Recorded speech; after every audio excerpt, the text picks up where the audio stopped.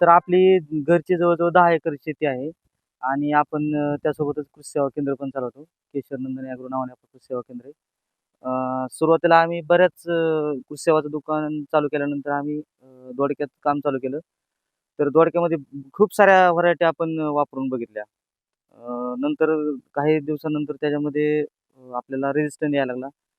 व्हायरससारख्या म्हणजे प्रॉब्लेमला आम्हाला सामोरं जायला लागलं. शेतकऱ्यांची पिकं हातातून जायला लागली.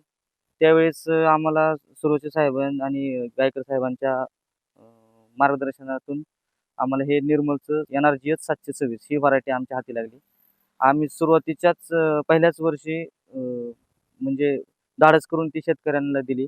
ज्यावेळेस उत्पन्न यायला लागलं, पीक मोठं व्हायला लागलं, तसं-तसं शेतकऱ्यांच्या लक्षात यायला लागलं, की बाबा ह्या व्हरायटीत खरंच दम आहे.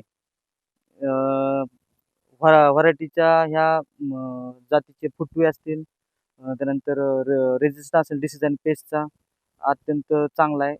रोगप्रतिकारक शक्ती एकदम सुंदर आहे ह्याची.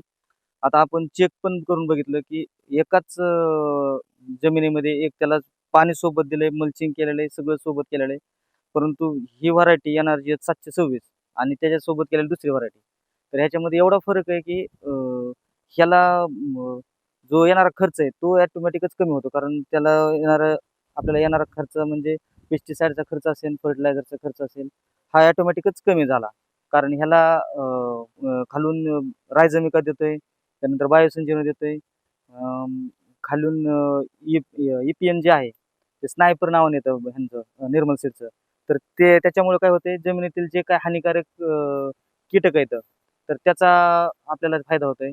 त्यासोबतच आपली जी काही बाकीची पण पिकं आहेत, जसं की द्राक्ष आहे, तर ह्याच्यामध्ये आपण स्नायपर वापरलं. ह्याच्यामुळे आपल्याला काय झालंय, जे उडणारा किडा आहे म्हणजे थ्रिप्स जर सोडलं, थ्रिप्स व्हाईट फ्लाय हे जर सोडले, तर बाकी ते कशाला सोडत नाही, सगळ्याला मारून टाकते.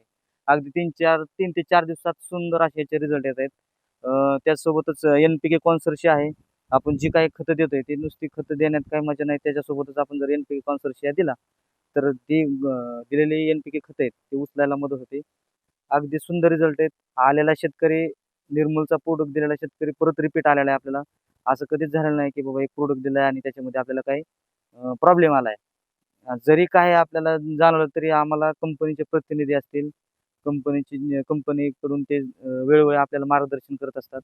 शेतकऱ्यांना वेळोवेळी ट्रेनिंग देत असतात. नवीन-नवीन प्रॉडक्टवर आम्ही कंटिन्यू ट्रेनिंग सेशन ठेवत असतो.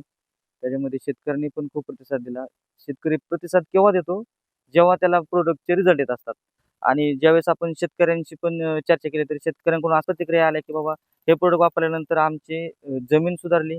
त्यासोबत पिकांची क्वालिटी सुधारली. पिकांच्या वाढीमध्ये फरक जाणवला.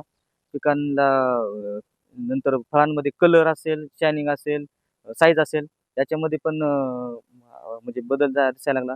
ज्यावेळेस हे प्रॉडक्ट आपण मार्केटमध्ये घेऊन जायला लागलो, त्यावेळेस बाकीच्या म्हणजे प्रॉडक्ट ह्याच्यामध्ये बाकीच्या शेतकऱ्यांच्या मालात आणि आपले प्रॉडक्ट वापरणाऱ्या शेतकऱ्यांच्या मालामध्ये रेटमध्ये पण खूप सारा फरक जाणवायला लागला. त्यामुळे शेतकरी खूप खुश आहेत.